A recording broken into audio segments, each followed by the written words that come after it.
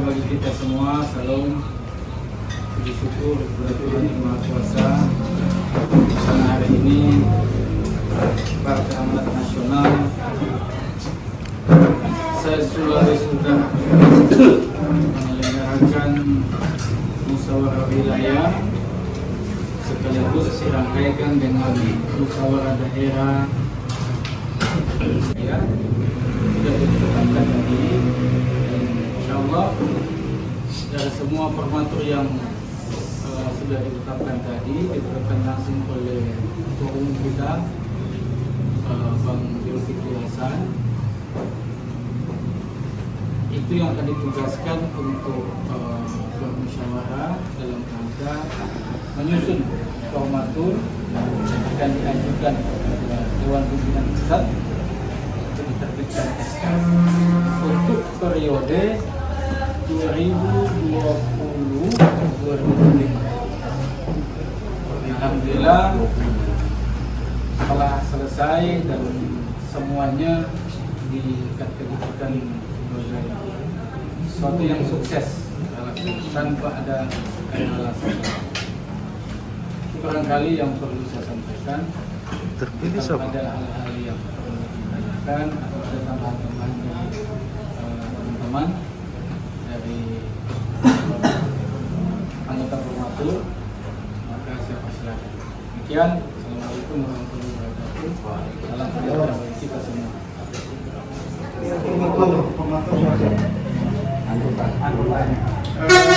Tim formatur untuk mana ini? Provinsi atau DPD?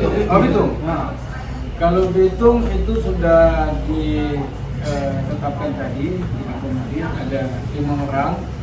Cuman minta maaf, ini nama-nama masih dalam bentuk off the record karena menurut penyampaian tadi ini masih batasan internal dari partai. Nanti kalau ada yang ingin cari tahu lebih itu barangkali, tapi yang pasti ada 5 orang tim formatur. Termasuk Syarifuddin Nila? Tidak termasuk. Calon. Nah, 5 yang lolos apa hanya 5 yang mendaftar? Yang mendaftar itu ada 8 yang diakomodir oleh steering committee. Jadi mekanisme yang ditempuhkan calon formatur itu mendaftarkan kepada steering committee. Dan steering committee telah memverifikasi itu dan mengirimkan ke Dewan Pimpinan Wilayah, diteruskan kepada Dewan Pimpinan Pusat. Dan dari 8 nama-nama yang mendaftar sebagai tim formatur tadi diturunkan tadi oleh Dewan Pimpinan Pusat jadi 5 orang. Pak, untuk calon kedua siapa saja? Tadi sekaligus sudah ditetapkan ketua formaturnya. Jadi formatur sekaligus ketua formatur. Dan calon ketua DPD? Iya. Ketua DPD, tapi ketua terpilih di formatur ketua DPD ex officio. Ya, jadi gini, yang ditetapkan tadi adalah ketua formatur sekaligus sebagai ketua DPD ya. Jadi soal ketua DPD sudah ditentukan tadi, dibentuk oleh langsung oleh umum. Tinggal bagaimana kita menyusun struktur. Formatur ini bertugas untuk menyusun struktur, kemudian diusulkan ke DPP. Dan kalau perlu SK itu diterbitkan satu tingkat di atas kepengurusan itu sendiri. Tetapi hari ini tingkat. Jadi DPD maupun DPW itu di-SK-kan oleh Dewan Pimpinan. Berarti perlu dilanjutkan kepemimpinan sebagai ketua DPD tadi? ya. Ya.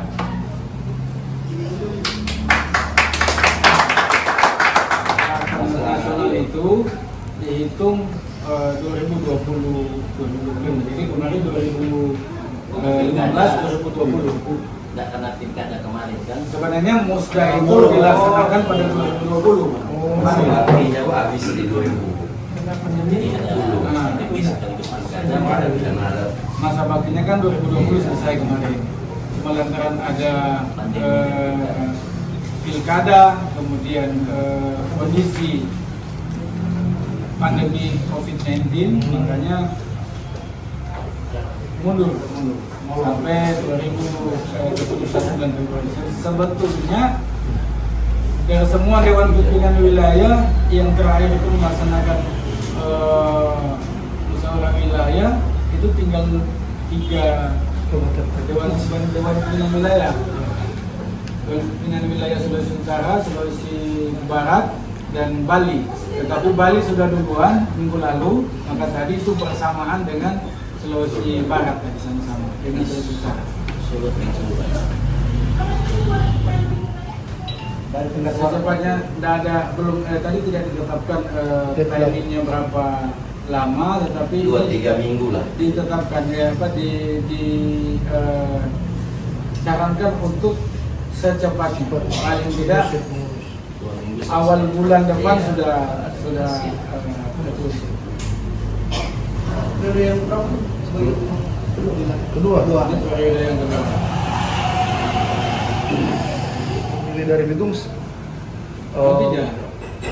Sistemnya tadi sebagaimana di daerah, begitu juga di provinsi. Sharing komite juga membuka pendaftaran kepada calon-calon informator. Kalau tidak salah di Manado ada 6 calon informator yang diusulkan ke DPP, kemudian DPP menurunkan 4 kalau tidak salah. 4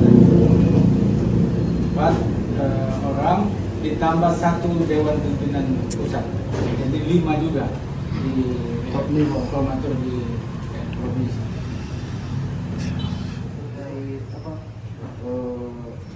PAW salah satu anggota DPR di Kota Belitung, sampai hari ini prosesnya sudah sampai di mana? Ini saya menjawab untuk hasilnya.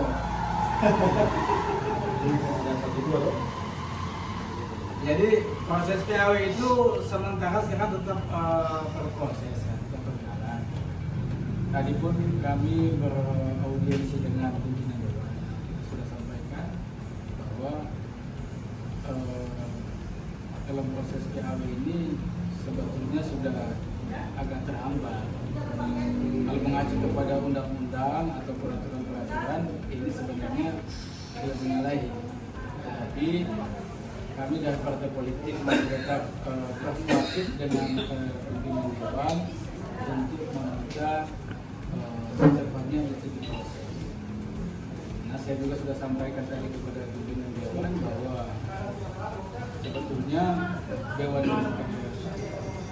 DPR itu sejatinya adalah milik partai politik. Kemudian pengelolaannya itu diserahkan kepada pemerintah, tetapi yang mempunyai hak di situ adalah partai politik. Karena tidak ada satupun anggota DPR yang bukan dari partai politik. Calon penggantinya itu siapa?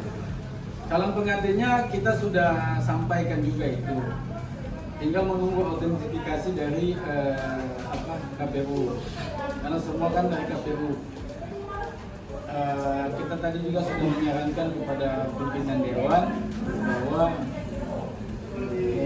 secepatnya untuk bisa menyubat ke KPU untuk meminta autentifikasi terkait dengan perolehan kurs atau suara terbanyak kedua berikutnya ya, dari terbanyak kedua atau berikutnya, supaya tidak ada jadi bola liar lagi. Kita mengacu ke aturan-aturan. Yang pasti dalam rangka proses PAW ini kita selalu berupaya maksimal untuk mendetek di aturan. Kita tidak mau keluar atau melenceng dari aturan, supaya tidak ada yang bisa dirugikan. Kira itu. Indonesia Raya, kemarin proses PAW itu sempat diparipurnakan, telah dibacakan surat pemecatan terhadap Ahmad Tanjung Hilang. Nah, tapi tahapan-tahapan ini kan berulang kepada lembaga DPR. Tadi sudah disampaikan oleh Pak Ketua DPD PAN, sudah ada komunikasi intens antara partai dengan pimpinan partai dan pimpinan DPR. Dalam waktu dekat ini akan ada surat yang harus berproses, sehingga jangan-jangan Partai Amanat Nasional akan berpikir yang lain kepada pimpinan atau lembaga DPR. Masih tidak percaya terhadap lembaga DPR, bahkan melakukan somasi terhadap pimpinan DPR.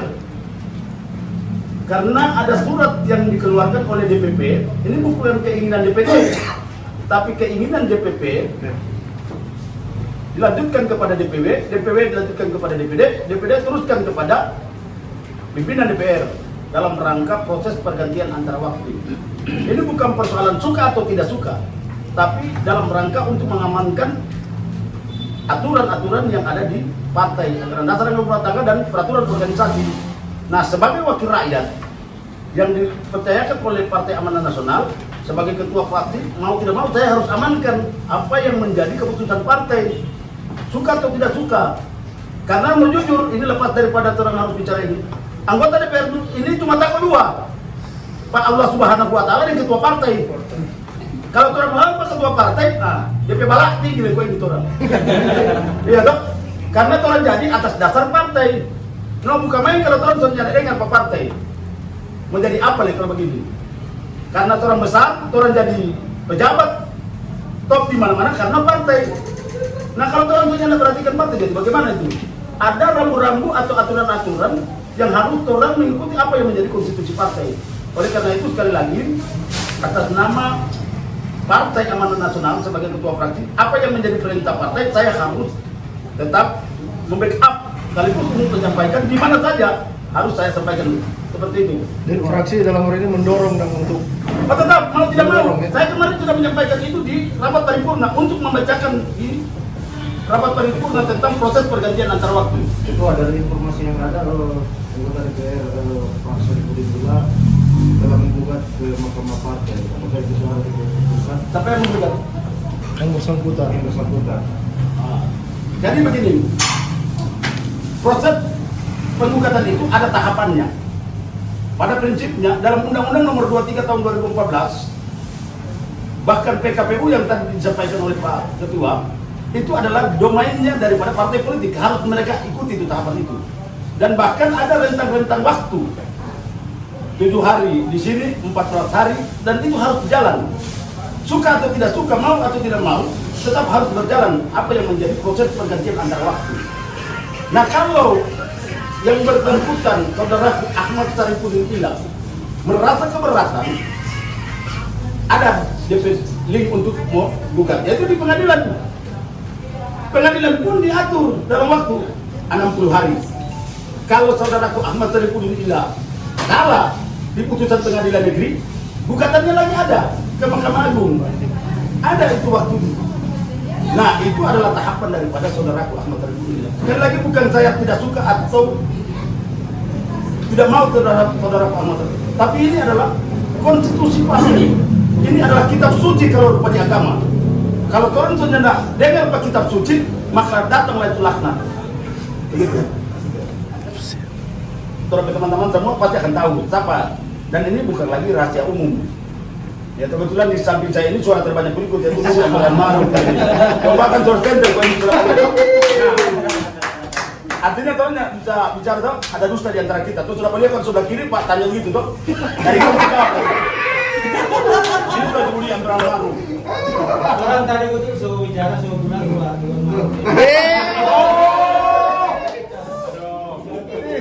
Kali ini gue tidak kalau dia awal penulis. Dua tiga empat lima enam tujuh. nikah. Partai aja ya. Kita dulu aja ya. Apakah Pak juga ikut mengawal program proses ini agar bisa sesuai dengan marwah partai yang menjadi amanat Bapak? Pasti mengawal.